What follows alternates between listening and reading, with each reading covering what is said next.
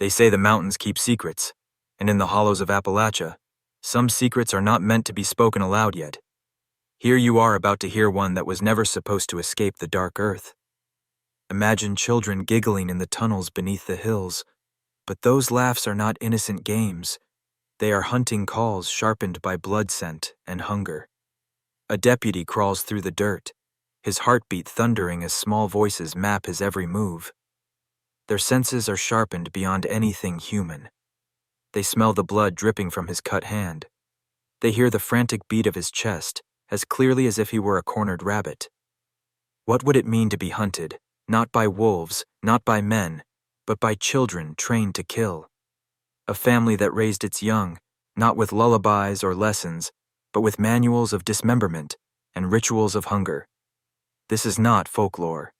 This is not a campfire tale. This is documented horror, carved into FBI archives and whispered in the corridors of power. They called it Operation Mountain Sweep, and it uncovered something larger than one clan. It revealed a network of bloodlines stretching across Appalachia, where isolation had transformed hunger into heritage. They called their practice survival, but what they built was a system that treated human beings as livestock and trained generation after generation to see slaughter as ordinary as milking a cow. What you are about to hear is not simply a story of cannibals. It is the story of what happens when culture twists into predation, when secrecy hardens into ritual, and when an entire family tree grows from poisoned soil. This is the most twisted Appalachian family you did not know existed, and once you learn their truth, you will never look at the mountains the same way again. He moved like a man who had learned to pretend not to be afraid. Because fear slowed him, and the hollow punished hesitation, every step a quiet calculus of survival. The flashlight carved a path through the damp air, revealing tools stacked with mechanical care, hooks and barrels that belonged in slaughterhouses rather than family kitchens, strips of cured meat hanging like offerings to an old hungry god. Training faltered against what his eyes recorded. Nothing in the academy prepared him for a pantry of people, for ledgers that ranked victims by age and condition, receipts for a market that should not exist. Outside the mountains kept an indifferent watch. The ridgeline a serrated reminder that isolation breeds its own rules that harden into ritual when letters go unanswered, and county trucks stop maintaining gravel roads. Envision a family that normalizes the unthinkable, that teaches children to prefer silence to sympathy, to see strangers as resources and not neighbors. A culture transmitted across winters until predation becomes a craft. He found evidence of pedagogy, notebooks with diagrams on luring children with song, lists of trails where campers stray, notes on disabling adults quickly, and methods of preservation adapted to humid caves. These were not improvisations born of sudden famine. These were experiments refined by repetition, margins filled with corrections and ratings, like a butcher refining a cut for maximum yield. There is a kind of evil that wears the face of ordinary men, the sort that can sit at a table discussing supply and quotas while a child sleeps unaware in the next room. He thought of parents who plastered flyers on telephone poles, of communities that learned to live with loss, the kind of grief that quiets itself into resignation when answers never come. A heavier realization settled in his chest. The hollows were not merely hiding places but systems, networks that exchanged techniques and rotated territories, treating people as inventory and secrecy as insurance. The McCriedis revealed themselves as a node in a wider web reaching through state lines into caverns where the law rarely ventured, a network teaching children to hunt like apprentices learning a trade. What made it survive was methodical adaptation, codes hidden in classifieds, exchanges at rural post offices, a slow cultural reinforcement that transformed one generation after another. He moved forward with a resolve born of clarity, to document and expose now. The night of the raid did not feel like salvation. It felt like revelation. Red and blue lights flickered against the compound walls, but those strobes only peeled back layers of darkness instead of dispelling it. Agents moved with rifles, drawn boots crunching against gravel as the hollow erupted in chaos. Children screamed not in fear, but in anger, striking at men with teeth and fists, with a coordination that spoke of training rather than panic. These were not victims being rescued. These were soldiers defending a way of life so deeply ingrained they could not comprehend its wrongness.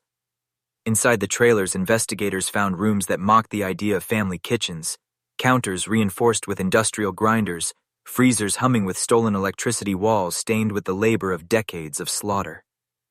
The precision was chilling, every tool sharpened, every barrel labeled, every note filed with the neatness of someone proud of their craft. Even the drawings on the walls bore the innocence of crayons twisted into schematics of butchery. A generation raised in captivity, not by chains, but by ideology and necessity. Granny McCriedi sat in her chair when they found her, a matriarch whose voice carried the weight of decades.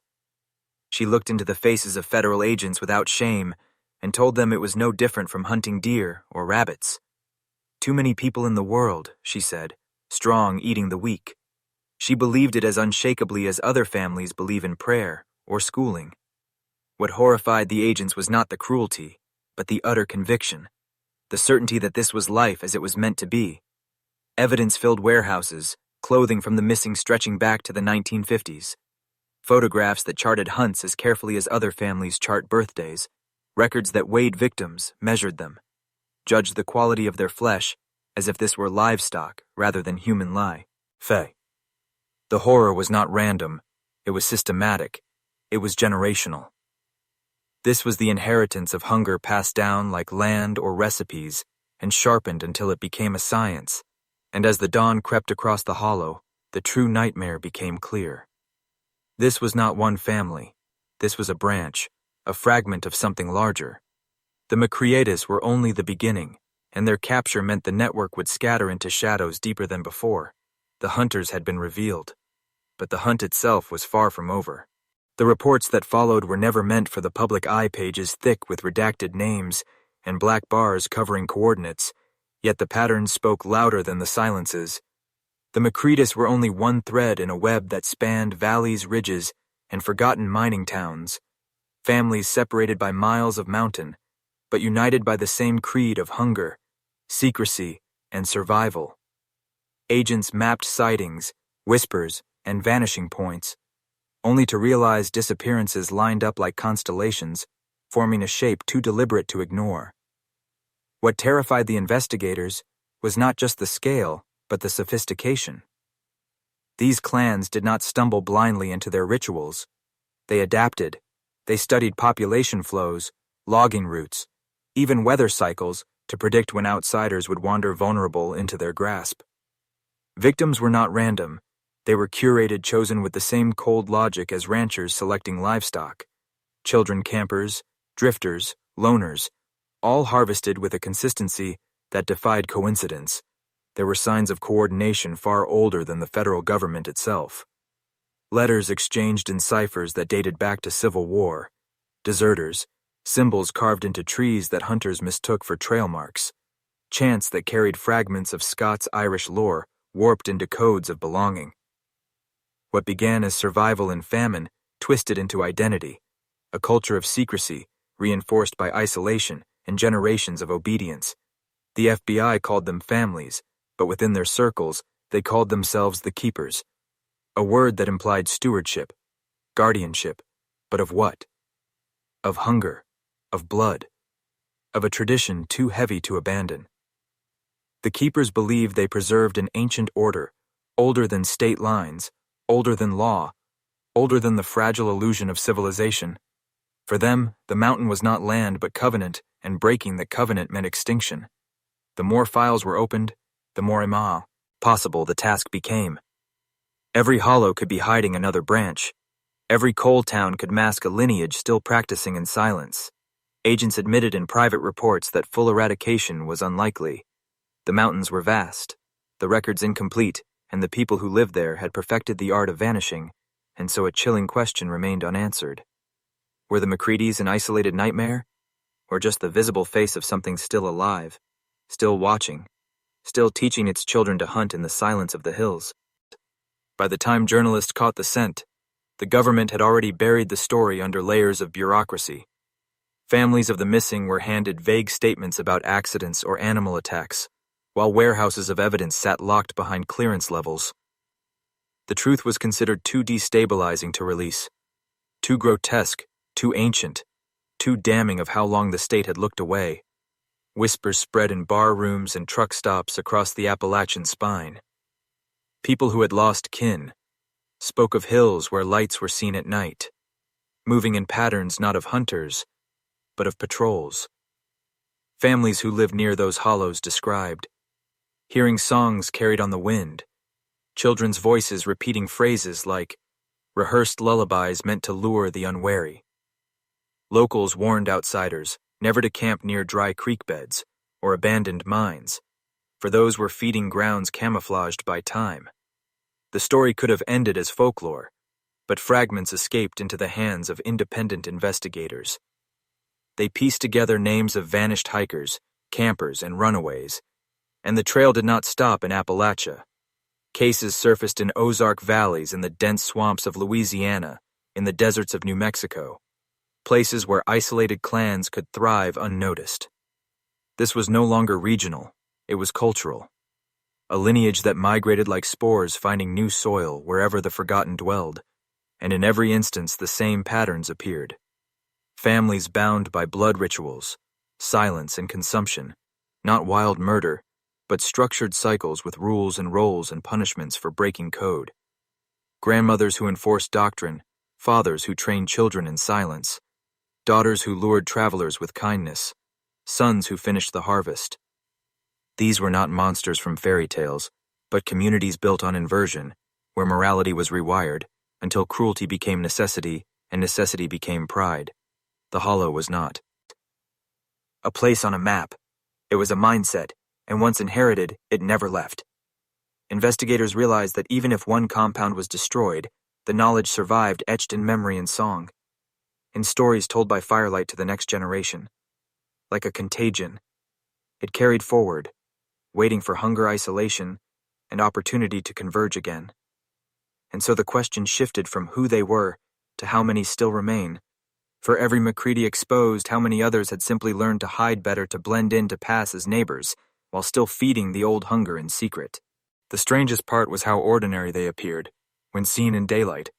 Federal agents described them as indistinguishable from any rural family. Worn clothes, simple homes, polite greetings when spoken to in town. They paid for supplies in cash and kept their distance, but nothing about them screamed danger until you noticed what was missing. No laughter of free children, no signs of play, no casual warmth that marks family life.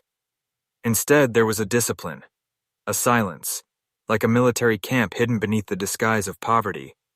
Those who survived encounters spoke of eyes that unsettled them, not wild but calculating. Children who stared too long with expressions too still, like they were measuring something invisible. Adults who answered questions with half smiles and rehearsed phrases, as if speaking from a script.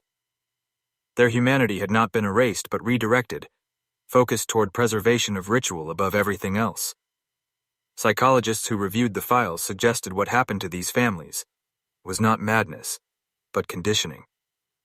Generations drilled in secrecy, generations rewarded for cruelty and punished for empathy. To be born into those bloodlines was to be stripped of choice. You either became a participant, or you became meat. That cycle created loyalty sharper than law, because disobedience was a death sentence, enforced by those you called kin.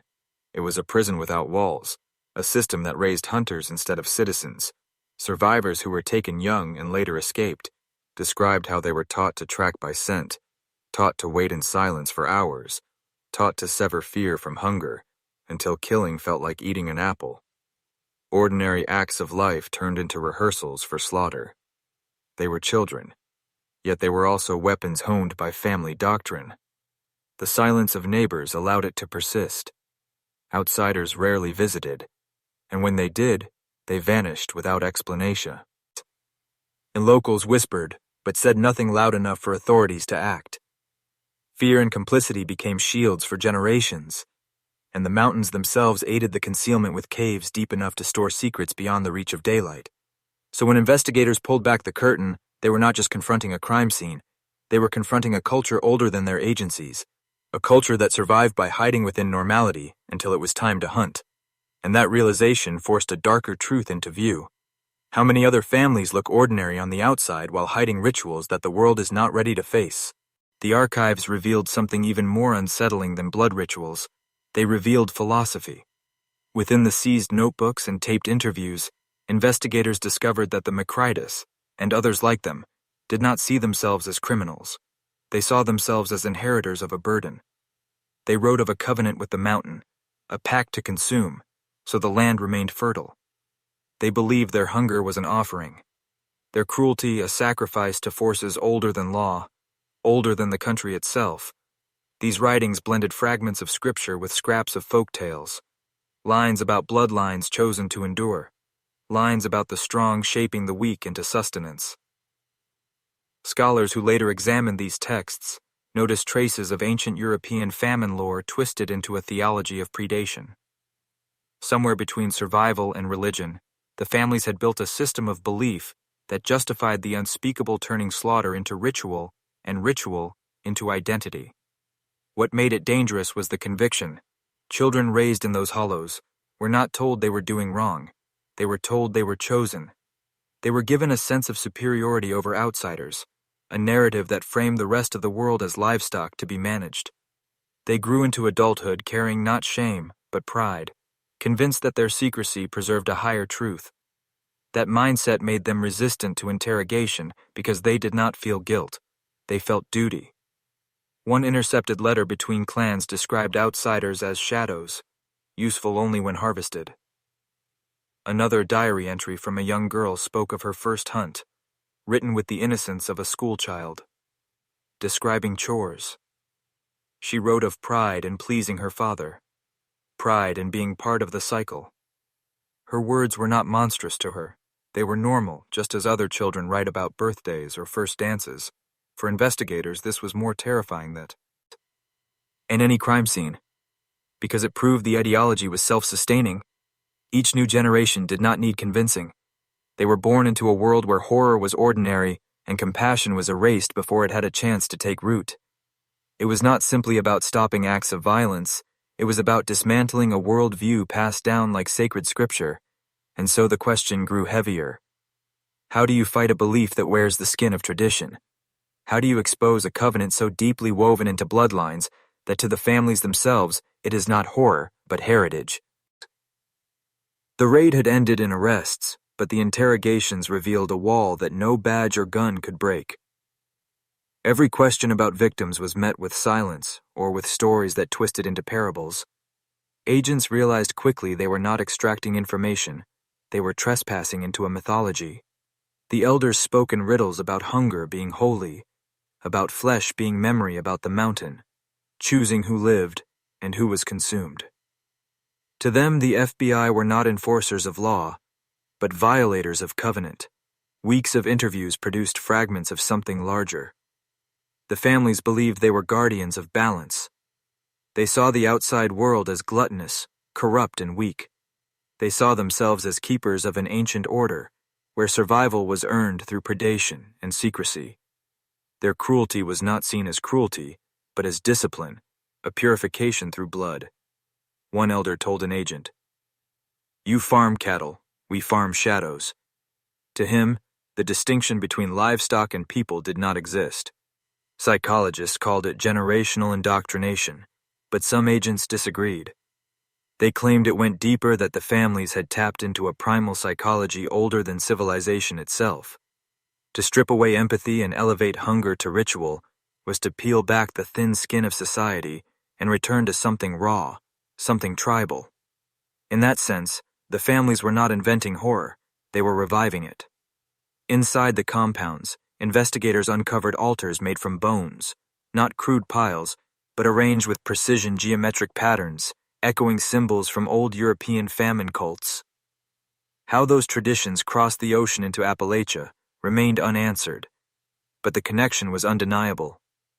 Each bone placed like a verse in a scripture, each skull marked with runes that match carvings found in remote Scottish ruins, centuries old. The idea that these families were not just isolated anomalies, but living extension. Shayis of an older, darker faith sent shivers through even hardened men. What haunted the task force most was the children. During captivity, they did not weep. They did not ask for parents. They did not even express fear. They sat in silence, eyes watching, studying as though they were waiting for instructions. The indoctrination was so complete that freedom itself felt alien to them. One agent whispered after days of observation, "They are not rescuing victims. They are raising replacements." This revelation turned the investigation into something heavier than law enforcement. It became a confrontation with an ideology that was both ancient and adaptive. A question hung in the air. Can a people who believe hunger is holy ever be truly unmade, or will the doctrine simply hide until the mountains call again? As the months passed after Operation Mountain Sweep, investigators discovered hidden chambers that had initially escaped detection. Some were shallow pits, others tunneled deep beneath hillsides or inside abandoned cabins. Each contained remnants of rituals, the bones of animals interspersed with human remains, tools sharpened for butchery, and writings etched in symbols that mirrored the ones found in the McCriedi compound. The families had left behind a roadmap of their practices, one that stretched beyond state lines and even decades. One striking discovery was a ledger detailing exchanges between families.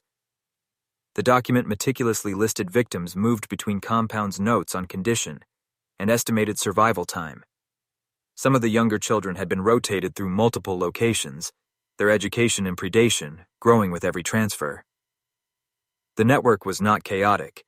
It functioned like a dark corporation with hierarchies, territories, and schedules. Families communicated through coded letters, cryptic messages and signals invisible to outsiders. Their operations were planned with a precision that rivaled military campaigns. The psychological impact on law enforcement and psychologists was profound. Agents who had entered these compounds reported nightmares, flashbacks, and a lingering sense of being watched even months later.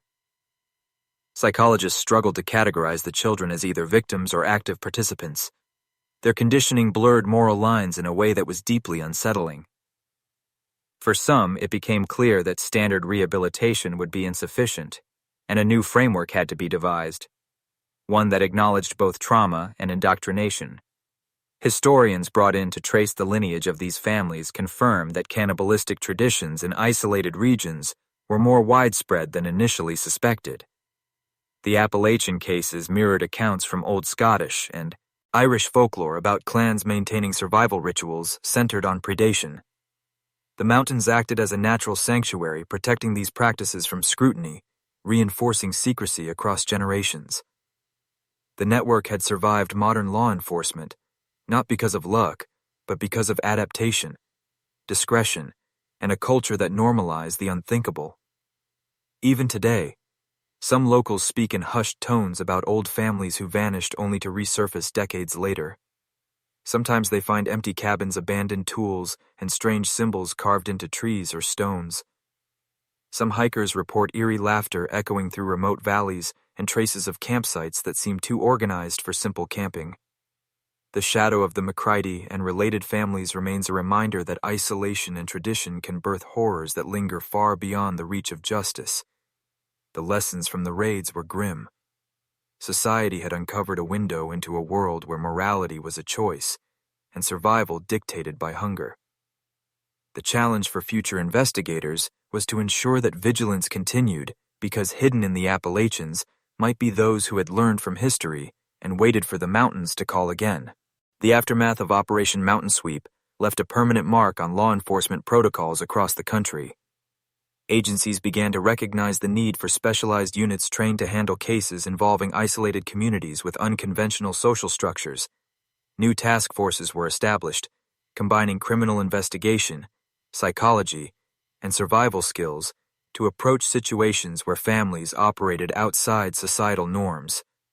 The McCriedi case became a template for understanding how predation could be systematized and transmitted through generations. Survivors of the compounds were placed in long-term care facilities, where psychologists and social workers worked tirelessly to teach them the basics of social interaction, language, and trust. The oldest children often resisted guidance. Their mental frameworks had been built entirely on survival and hierarchy. The youngest, while malleable, carried subconscious memories of violence that required careful management and constant supervision.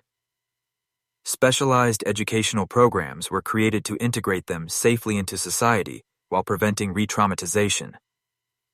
Meanwhile, historians and anthropologists began documenting the broader cultural implications of the network. Their research revealed that what investigators initially assumed was purely criminal behavior was deeply entwined with cultural memory in isolated Appalachian populations. Stories, rituals, and practical knowledge had been passed down orally or through hidden manuals for over a century. The network operated as a living history lesson in human adaptability, but one with horrific consequences.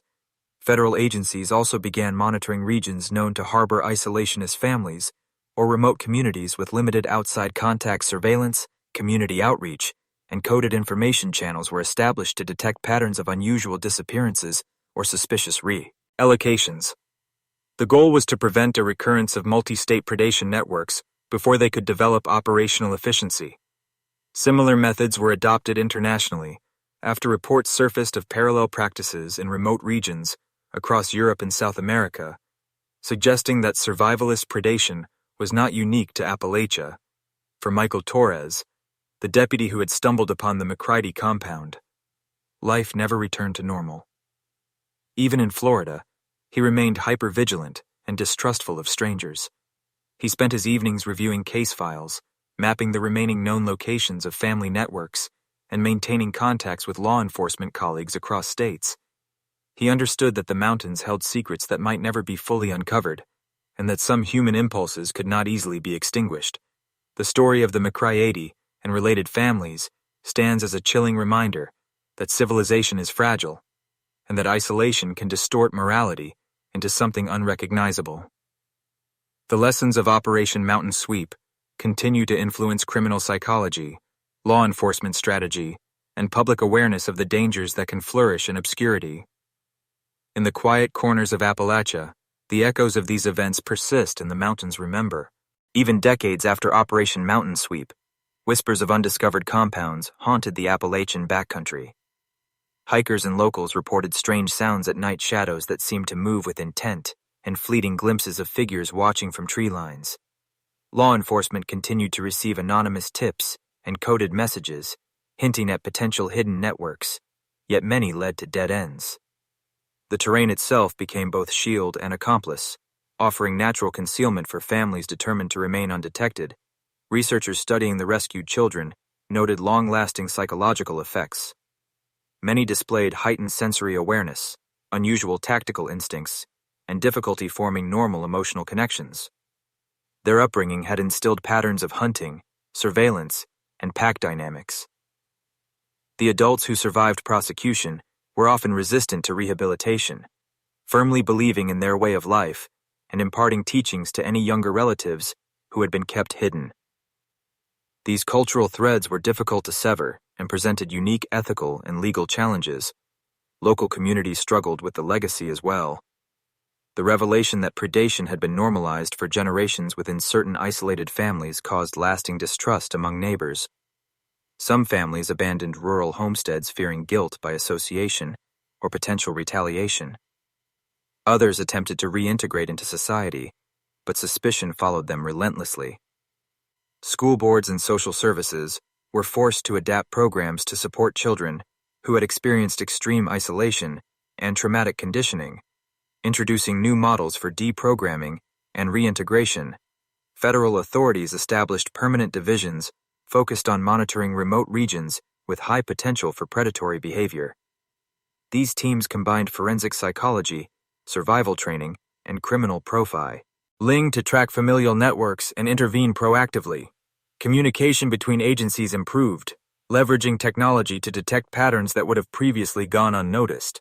Local law enforcement officers were trained to recognize early signs of systemic predation, including behavioral cues, resource hoarding, and suspicious relocation patterns. Despite these measures, experts warned that the Appalachian Mountains were far from fully understood. Natural isolation and cultural insularity created an environment where predatory practices could persist undetected. Even in modern times, historians and sociologists emphasize the importance of documenting both the human and environmental factors that allowed these networks to thrive, not only for law enforcement, but for understanding how extreme traditions can survive and evolve over centuries. The story of the McCriedi network became a case study in the intersection of geography, culture, and human behavior. It served as a haunting reminder that the line between survival and monstrosity can blur when isolation and inherited knowledge shape generations. Law enforcement, psychologists, and communities remain vigilant, knowing that while Operation Mountain Sweep ended one chapter, the mountains themselves hold stories that may never be fully told. The chilling legacy of the McCriedi network continued to unfold years after the last arrests. Even as families were prosecuted and compounds destroyed, the imprint of generational predation remained in the mountains. Psychological evaluations of rescued children showed patterns that would last a lifetime. Hyper-awareness, distrust of outsiders, and instinctual responses to perceived threats were ingrained from birth. Many struggled with social norms and conventional morality. Their perception of right and wrong had been shaped entirely by survival, hunting, and pack loyalty. Documentaries and academic studies attempted to capture the scale of the network, but nothing could fully convey the experience of those who had lived within its influence. Former law enforcement officers who participated in the raids reported nightmares and ongoing anxiety after exposure to the tunnels and chambers designed for killing. The human mind recoiled from the meticulous precision with which the families had organized their hunting grounds, teaching children to track, capture, and process human prey like livestock. The trauma left a permanent mark not just on the victims, but on those who uncovered the horrors. Local folklore began to absorb the dark reality, blending truth with legend. Stories of haunted hollows and cursed families circulated among hikers, hunters, and rural communities. Campfire tales whispered of figures glimpsed in the trees of Copperhead Hollow, eyes reflecting light with unnatural patience. Some claimed to hear children laughing in abandoned tunnels, a haunting echo of the McCriedi's conditioning.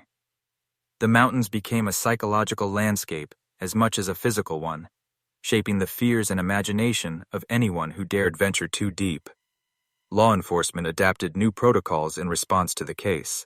Federal, state, and local agencies developed specialized units combining profiles, forensic anthropology, and psychological expertise to monitor isolated regions. They studied patterns of isolation, resource hoarding, and family dynamics that suggested ongoing predatory activity. Early detection became crucial to preventing another multi-decade network from developing. Officers were trained to recognize subtle environmental and behavioral signals that might otherwise seem innocuous. Meanwhile, academic and cultural researchers traced the historical roots of Appalachian predation, uncovering parallels in European settler practices and early frontier survival strategies. Generational knowledge had been passed down as folklore, ritual, and practical instruction, creating a continuum that blurred ethical boundaries. The McCriedi network exemplified how cultural inheritance, geographic isolation, and resource scarcity could fuse into a deadly tradition. The haunting reality remained that the mountains still held secrets. Some compounds had never been discovered, some children might have been hidden, and some knowledge persisted in ways impossible to fully eradicate. The McCriedi story served as a warning and a study in the resilience of human behavior under extreme isolation. It reminded society that darkness could thrive quietly, shaping generations in ways both invisible and devastating. The investigation into the McCriedi network prompted a reevaluation of how law enforcement approached remote regions of Appalachia. New strategies were implemented to identify early warning signs of isolated predatory groups. Officers began mapping patterns of missing persons with a focus on seemingly disconnected rural properties. They monitored communications channels, once ignored, including CB radios, coded advertisements, and subtle shifts in property use. Social workers collaborated with authorities to develop rescue protocols for children who had been conditioned for predation rather than protection. In the years following Operation Mountain Sweep, survivors struggled to adjust to ordinary life. Many had never experienced kindness or normal family structures. They displayed extreme reactions to seemingly benign stimuli, often interpreting friendly gestures as threats or challenges. Their education was a delicate process, starting with basic literacy and gradually expanding to social interaction and empathy. Some required years of therapy to unlearn the behaviors instilled from birth and to begin trusting strangers. Researchers documented the long-term psychological impact of growing up in a system where hunting humans was normalized. Children reported confusion, guilt, and curiosity about the world outside the mountains. Their play mimicked tactics once used for survival, blending strategy and competition in ways that seemed natural to them, yet terrifying to outsiders. The task of rehabilitation was not only emotional, but practical, requiring skill development and exposure to societal norms that had never existed in their upbringing. The cultural imprint of the network extended beyond psychology. Local communities absorbed the legend and reality of the McCriedi compound into folklore. Tourists and hikers spoke of feeling watched in certain hollows and hearing unexplained noise, as echoing from abandoned tunnels. Some towns embraced the stories as cautionary tales, warning outsiders of the isolation and hidden dangers that could lurk behind pastoral landscapes. Schools and historical societies recorded the events to ensure the knowledge survived and prevention could be informed by the past. The discovery also inspired further investigation into other Appalachian families with long histories of isolation and predatory behavior. Authorities uncovered property transactions, genealogical records, and anecdotal evidence suggesting a web of related families operating across state lines. These findings reinforced the understanding that the McCriedi network was a highly organized and culturally embedded system that had adapted over generations to remain largely invisible. Historians trace patterns of survival and resource management that predated modern civilization and evolved into predation under extreme isolation. Generational knowledge included hunting, preservation, and strategic manipulation of outsiders. These practices highlighted the intersection of environment, culture, and morality, and challenged assumptions about human behavior when removed from societal oversight. The mountains became both a stage and a shield, preserving ancient instincts while hiding modern crimes. Even decades later, the haunting echoes of Operation Mountain Sweep reverberated through law enforcement, academia, and rural communities. The story of the McCriedi network remained a stark reminder that human behavior could adapt in ways both horrifying and methodically precise. It stood as a testament to resilience, evil, and the enduring power of isolation to shape generations. After the initial shock of Operation Mountain Sweep subsided, law enforcement and social services faced the monumental task of integrating rescued children into society. These children had spent their entire lives in environments where predation and survival were indistinguishable from daily living. Their responses to ordinary situations were unpredictable, and trust had to be cultivated with extreme patience. Caregivers and psychologists developed individualized plans, combining education, therapy, and structured routines to instill basic moral understanding and social norms. The rescued minors displayed astonishing adaptability, but their conditioning remained deeply ingrained. Many could not immediately distinguish between harmless social interactions and potential threats.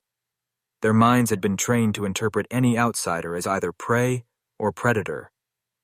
Authority figures were both feared and revered, creating a delicate balance for those tasked with guiding their rehabilitation. Some children regressed under stress, reverting to strategies learned in the mountains, while others began experimenting with kindness and cooperation for the first time. Documenting this rehabilitation became a crucial aspect of understanding the long-term impact of the network. Researchers and psychologists compiled case studies, cataloging responses to stimuli, emotional triggers, and social development.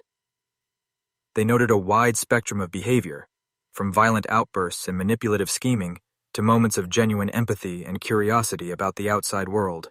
These records provided insight not only into the McCriedi network, but also into the psychological consequences of extreme isolation and systematic conditioning. The broader Appalachian region continued to live with the shadows of these events. Communities that had long prided themselves on independence began reevaluating local norms and vigil. And some towns established neighborhood watches and reporting systems for unusual activity. Others invited psychologists and law enforcement experts to conduct seminars, emphasizing early detection and prevention of isolated predatory behaviors. The mountains, once a refuge for the network, became a symbol of caution, inspiring both fear and respect. The story of Operation Mountain Sweep also fueled public interest and scholarly debate. The network's existence challenged assumptions about morality, civilization, and the limits of human adaptability. Could entire communities unknowingly perpetuate harmful behaviors under the guise of survival? Would other hidden networks continue operating undetected, and what measures could society take to prevent them? These questions persisted, haunting law enforcement, researchers, and anyone who dared to explore the remote hollows of Appalachia. Media coverage amplified the case, blending sensationalism with educational insights. Documentaries, books, and interviews highlighted the ingenuity and horror of the McCriedi network, while examining the psychological scars left on survivors. Authorities emphasized that vigilance, education, and communication were key to preventing similar atrocities. The story became a cautionary tale about isolation, inherited behaviors, and the extremes humans could reach when removed from social oversight. The McCriedi network was dismantled, but its legacy endured as a chilling testament to human adaptability and moral divergence. Generations of survivors bore witness to both unimaginable cruelty and the painstaking journey toward normalcy. Each step in their rehabilitation reminded society of the fragile line between civilization and chaos, and the enduring consequences of neglecting the isolated and vulnerable.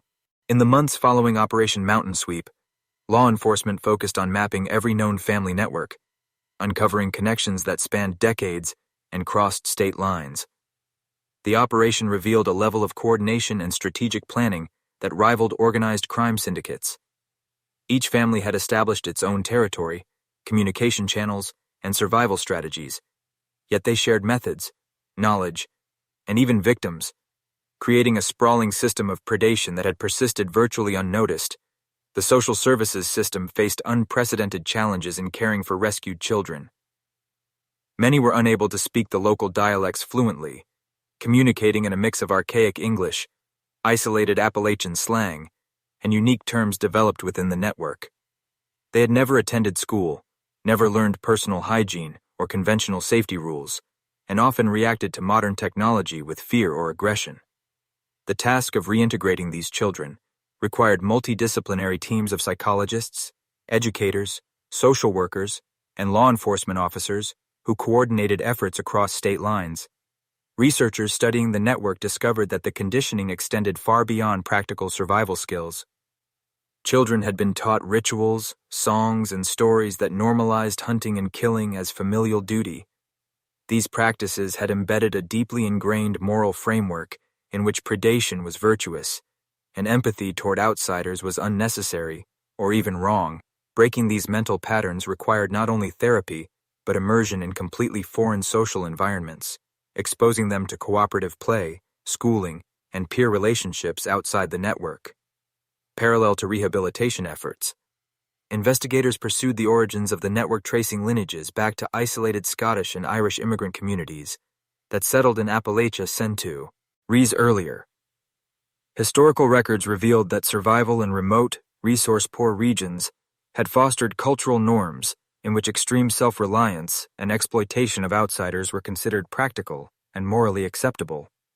The McCriedi and related families had refined these norms into a systemized predatory practice, evolving from opportunistic killings to long-term organized hunting of outsiders for sustenance and control. Meanwhile, law enforcement developed new strategies to monitor remote regions, employing aerial surveillance, coded communication intercepts, and community reporting networks. The success of Operation Mountain Sweep inspired other states to investigate rural areas with missing persons patterns. Similar to Appalachia, agencies recognized that long-term isolation, combined with multi-generational traditions, could give rise to entirely self-sustaining criminal ecosystems, requiring novel investigative and social approaches. The public reaction was a mix of horror, fascination, and disbelief. Media coverage highlighted the sophistication and brutality of the network, often sensationalizing events, but it also educated citizens about the vulnerabilities of isolated communities and the importance of vigilance. Teachers, local leaders, and neighbors became more aware of warning signs, reinforcing communal responsibility while acknowledging the limits of state intervention in remote areas. Ultimately, Operation Mountain Sweep did more than dismantle a criminal network.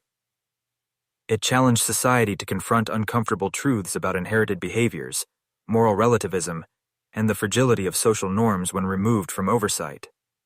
The surviving children and families became living case studies, offering insights into how culture, isolation, and environment can shape human behavior in extreme ways. In the aftermath of the raids, the surviving children were placed into highly specialized care facilities designed to accommodate their unique psychological and developmental needs. Staff worked tirelessly to teach basic life skills, emotional regulation, and social interaction.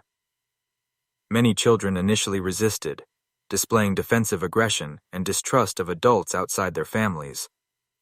Over time, gradual exposure to structured routines, empathetic caregivers, and peer interaction fostered incremental progress. Some children began to develop empathy and understand the concept of consent and personal boundaries for the first time. Psychologists noted that the children's behaviors were shaped not only by conditioning, but by an environment that rewarded predatory cunning and punished weakness. Daily survival in the network had required acute observation, tactical planning, and instinctive responses to perceived threats. These skills, while adaptive in their original context, became maladaptive in conventional society. Children were often hypervigilant, interpreting neutral stimuli as threats and responding with aggression or flight responses. Care teams implemented cognitive behavioral therapy, exposure therapy, and social learning exercises to help rewire their understanding of safety, trust, and morality. The adult members of the network faced legal proceedings that tested the limits of the judicial system. Many claimed ignorance of moral wrongdoing, citing generational traditions and practical necessity as justification. Prosecutors argued that centuries of inherited behavior did not excuse deliberate harm to others. Judges were forced to weigh evidence spanning decades, combining forensic documentation, survivor testimonies, and expert psychological assessments to build cases that could withstand appeals. The trials were emotionally taxing for investigators and jurors alike, revealing the depths of human capacity for both cunning and cruelty. Academics and criminologists studied the network extensively, seeking to understand the socio-cultural and environmental factors that had allowed such practices to flourish. Underserved, isolated Appalachian communities with little oversight created the perfect conditions for clandestine operations. Researchers noted parallels in other regions globally, where remote isolation combined with rigid traditions could foster similar survivalist predation. Networks like the McCriedi clan represented extreme adaptations to isolation, scarcity, and multi-generational secrecy. Meanwhile, law enforcement agencies developed cross-jurisdictional task forces, incorporating lessons learned from Operation Mountain Sweep, new protocols for monitoring remote communities, rapid response to missing persons patterns, and coordination between social services were implemented to prevent the rise of similar networks. The case also influenced legislation on child welfare, mandatory reporting, and the surveillance of high-risk areas, fundamentally altering how authorities approached isolated regions. Despite these efforts, the psychological imprint of the network on its former members remained a long-term concern. Some adults who had escaped prosecution or rehabilitation continued to live in remote areas, maintaining isolation and secrecy while passing down subtle teachings to the next generation. The operation highlighted the challenges of eradicating deeply ingrained cultural practices, showing that law enforcement intervention alone could not fully neutralize the legacy of multi-generational predation. The story of the McCriedi network became a chilling case study in how isolation, tradition, and survival instincts could intersect to produce generations of functional predators. It left investigators, psychologists, and society at large questioning the fragility of social norms, the limits of moral education, and the potential for human behavior to revert to primal strategies under the right conditions. In the years following Operation Mountain Sweep, Researchers continued to track the long-term outcomes for rescued children. Some integrated into foster homes while others remained in specialized group facilities. Adaptation was uneven, with progress heavily influenced by individual resilience, early trauma, and the consistency of supportive care. Teams of psychologists, social workers, and educators worked tirelessly to build trust, teach emotional literacy, and reconstruct basic moral frameworks for these children. Many struggled with nightmares, hypervigilance, and mistrust of authority figures, symptoms reminiscent of severe post-traumatic stress disorder.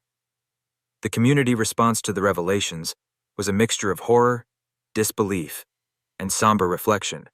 Local towns in Appalachia confronted the reality that the idyllic landscapes and historical myths of self-reliance masked centuries of clandestine violence. Families that had long held on to traditions now faced scrutiny, with neighbors re-examining their histories and questioning generational narratives of survival versus predation. Schools introduced curriculum on ethics, personal safety, and awareness, aiming to equip children with tools their predecessors had been denied.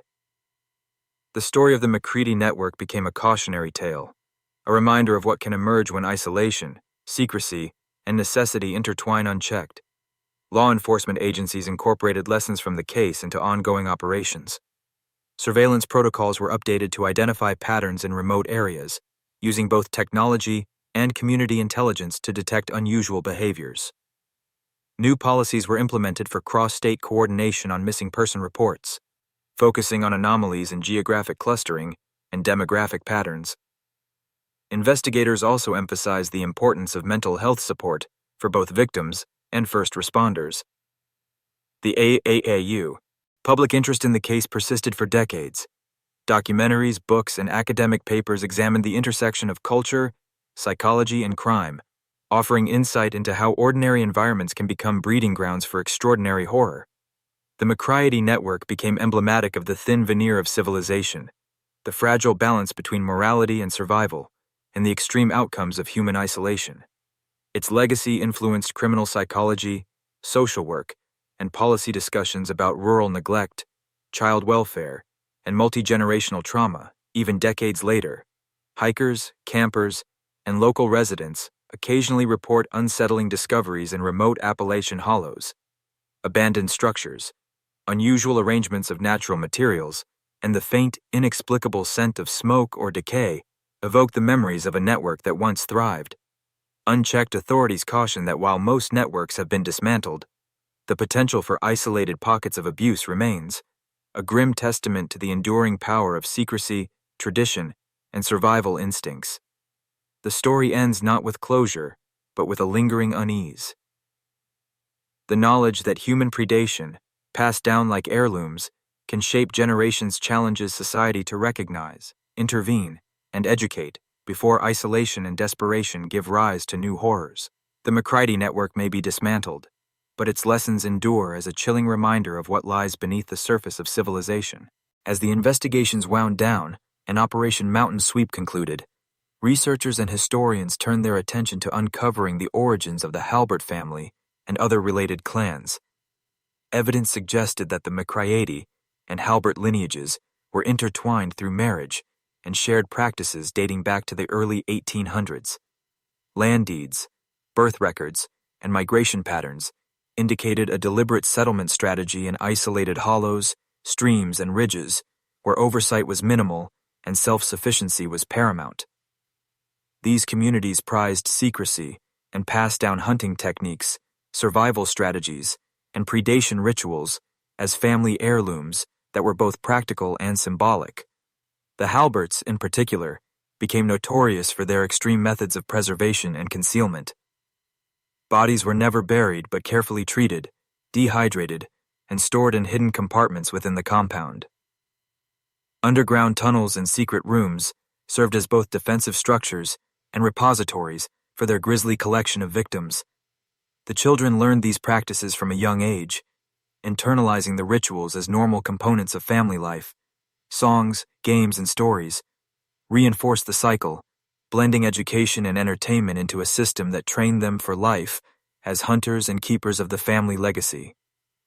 investigators discovered detailed journals that outlined techniques for evading detection, managing supplies, and integrating new victims into the system without raising suspicion. Local folklore and eyewitness accounts contributed to a growing understanding of the Halberts' influence across Appalachia. People spoke of missing travelers, strange lights, and peculiar scents that lingered around abandoned hollows. Rumors of ghostly cries, strange figures, and the sense of being watched circulated among hikers and residents.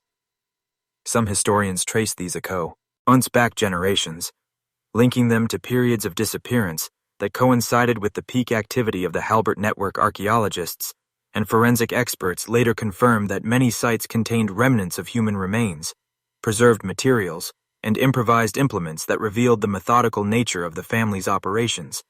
Psychologists studying survivors noted the remarkable adaptability of the children despite their traumatic upbringing.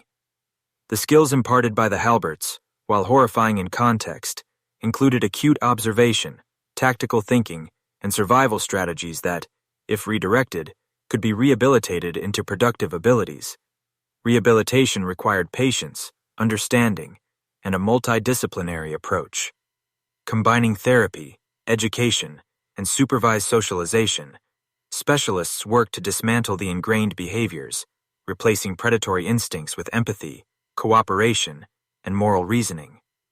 The process was slow and often met with setbacks, but the resilience of some children provided hope that even the most extreme conditioning could be partially reversed. The Halberts' story continues to resonate as a cautionary tale about isolation, generational conditioning, and the fragility of societal norms. When examined in a broader historical and cultural context, the family exemplifies how extreme environments, secrecy, and tradition can conspire to produce generations of individuals capable of extraordinary cruelty. While law enforcement, social services, and researchers have made tremendous strides in prevention and rehabilitation, remote areas still carry the weight of legacy, leaving behind traces of horror that challenge our understanding of human nature and morality. The tale of the Halberts remains a chilling testament to the dangers of hidden traditions, the endurance of inherited behavior, and the dark potential of humanity when unchecked by social oversight.